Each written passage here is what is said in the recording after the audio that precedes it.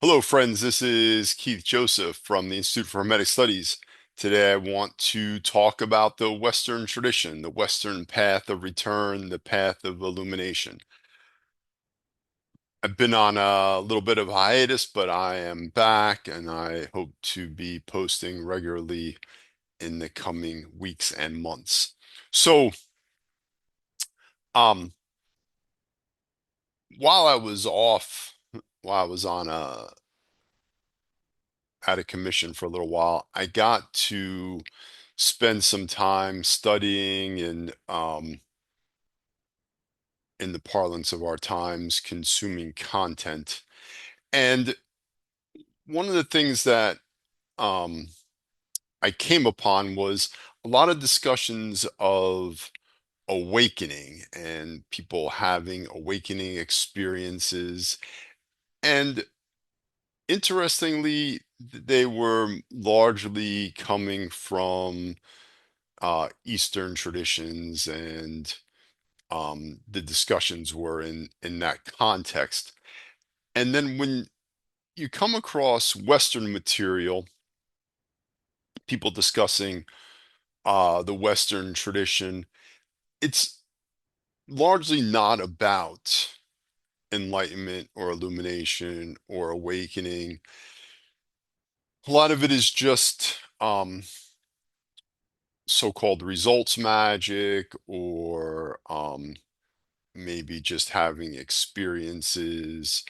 Um, there's not a lot of clarity on the purpose of the path, and maybe there's even confusion that there is a Western path of illumination.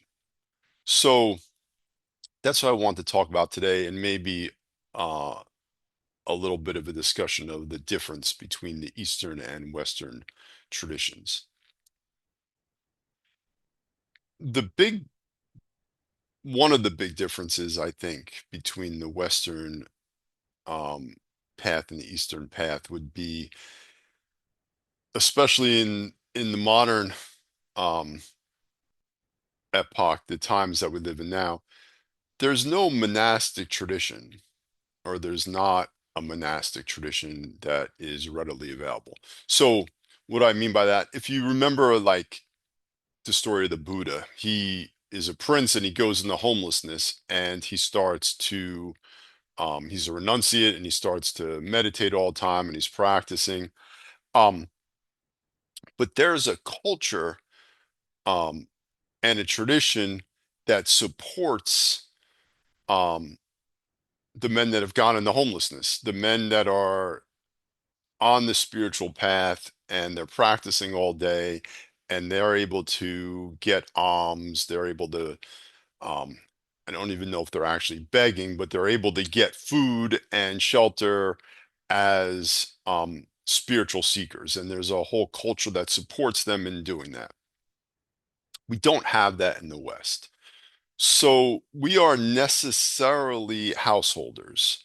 Um, if we were to go into homelessness, we would just be a homeless person on the streets, and that's not conducive to practice at all if you have experience with the lifestyle of homeless people in the United States, or I assume it's that way throughout the West.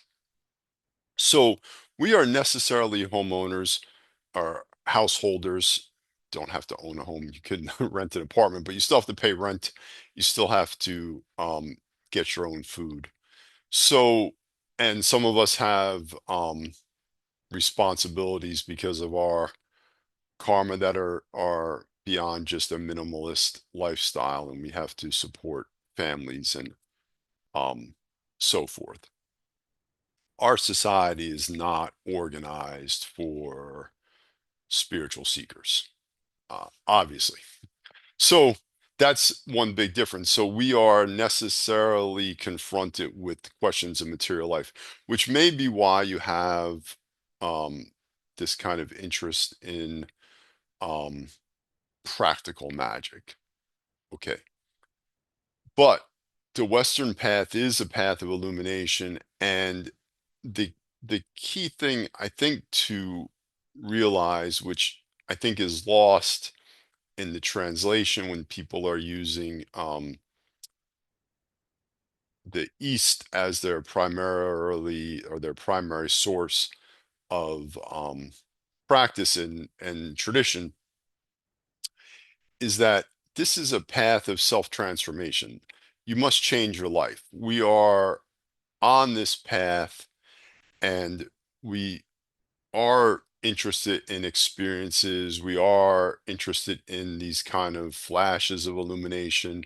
Those are important, they're useful, but they're calls to self transformation.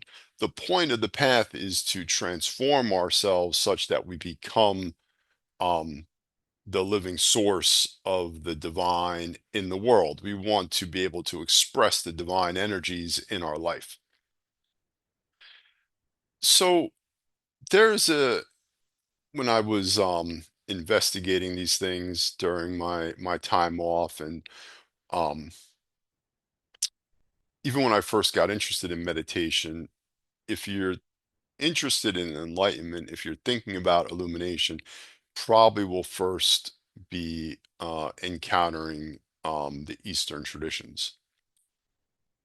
So when I first got interested in this, I was looking at this movement that's called the pragmatic Dharma, and that um, movement is coming out of the Theravada tradition, or drawing from Theravadan sources. It's kind of secularizing it, stripping it down a little bit, treating it as a technology. I think that's even, that's the language that they even use. And there's a map in that tradition called the Progress of Insight. I guess it's coming out of Burma. Um, and the Progress of Insight map is an interesting map because it has these stages that you would encounter um, while you're meditating or in meditation, if you're using their techniques. And there's a kind of milestone or important stage in this practice. They call it the arising and passing, or AMP, kind of where you see directly, you have a direct experience of impermanence, and that the things that you identify with as self are not really self. So you have this experience of not self, impermanence, um, and it can be a profound experience. It could be, could think of it as an awakening, a realization. But that experience is immediately followed by a series of stages that are very difficult: fear and dissolution and misery and longing. They call that the dark night. And that tradition, this practice, this pragmatic Dharma practice, actually has produced a whole bunch of casualties. And I'm not laughing at it. There's people that had very, very difficult times. And there's even an institute at Brown University that tries to help people that had troubles in resulting from this practice. The reason I think that that happens is because the practice has been stripped out of a tradition, and the idea of self-transformation has been removed. When you have that experience, or an experience of illumination, it's a call to transform yourself. You can't just have that experience and then carry on with life the way that it was before. Um, Mark emphasizes this a lot in the Institute, that the path is difficult, and it's going to bring up all sorts of difficulties and challenges, and it's going to, um, it can even turn your life upside down. It's because it's a call to transform. You have to change your life. So, um, I think that that is really missing in a lot of these discussions that are kind of, loosely around Eastern traditions, that you would find Westerners talking about. They talk about having awakening experiences, and now they're awake, and so on and so forth. And maybe they sorted out all their karma before they had this experience, and that's why it's all great. Um, but there is a process of self-transformation that's necessary and that we want. That's actually the point of the path. In the Hermetic traditions, we have the Hermetic arts. So, for example, astrology. If you think about astrology, you have your chart, right? Your horoscope, the natal chart, right? So, if you're looking at your own chart, for example, you'll see that there's all these planetary energies and they're expressed in different ways in the zodiac, and they're aspected, they're in relationship to each other. And that's um, a map essentially of your personality, of what you come into the world with. The mistake is to see it as a kind of predetermined fate. The purpose of looking at it, the purpose of having your natal chart is that it gives you um, material to work with, a way of understanding the way that the planetary energies are expressed in you and in your life, and then working with those energies to transform them so that you understand their vices and their virtues, and you can start to work through um, the vices and transform them into virtues so that the planetary energies can be expressed cleanly in your life. And this is the path of return. This is the path of ascent. This is the way to express the divine energy in your life, your sphere of influence, and to expand that sphere of influence so that you're useful to yourself and others and those around you. That's the point. Um, in another Hermetic art, the Kabbalah, right? Similarly, it's a map of the universe, but it's also a map of the self, right? We're created in the divine image, so we have this similarity, the microcosm and the macrocosm, right? So we're looking at something like the tree of life and understanding the virtues and vices of each sphere, how they're expressed in our life, and then working on transforming ourselves so that we can express the divine in our life. It's a path of self-transformation. So, um, that's the idea here. And if you think about being in like a homeless monk, right? You might be able to have all this experience just in your meditation, and that process of self-transformation just happens in your meditation. But we're in the world, we're in life. So our practice, our oratory, our meditation, our ritual that happens in that oratory, that's like a kind of clear practice space. You might think of it that way.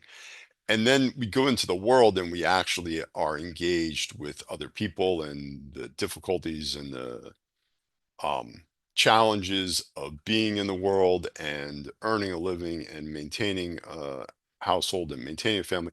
These things, these relationships, then are real practice. This is really where we're doing the work. The idea in alchemy, the other hermetic art, right, is that your ability to transform matter, your ability to work in the material world is um, determined by the transformation that's already taken place in the self.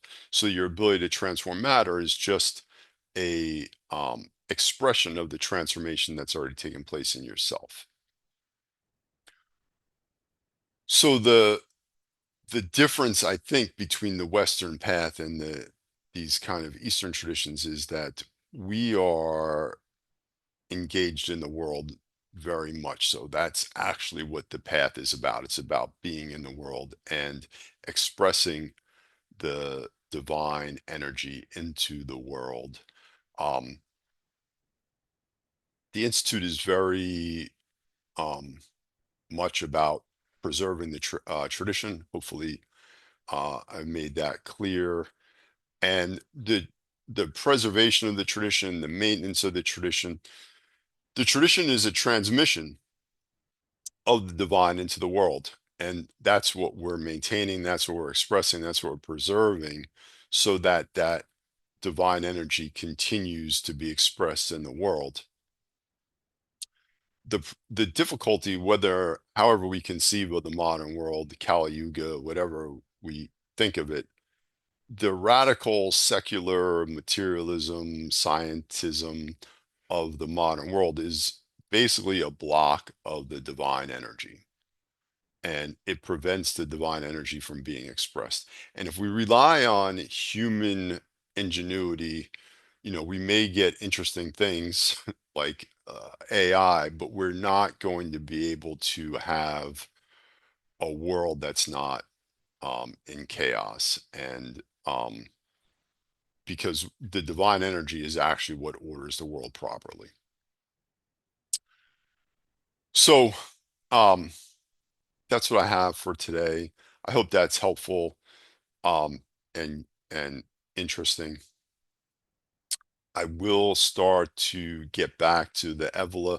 I've had a chance to study that in more detail, so I do want to bring forth some of that material to you. I hope it'll be interesting. Mark Stavish, the director of the Institute, have also talked about um, doing a series of interviews, can discuss the tradition and related topics, and hopefully that will start to take place after the Institute's conference. The conference is the first full weekend of June.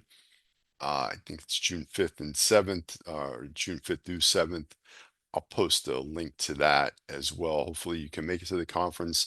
They've been really excellent in the past, and expect it to be a great time this year as well. And if that's interesting to you, please leave a comment, give the video a like. In the parlance of our times, it helps the algorithm. All right, I will see you in the next video. Take care.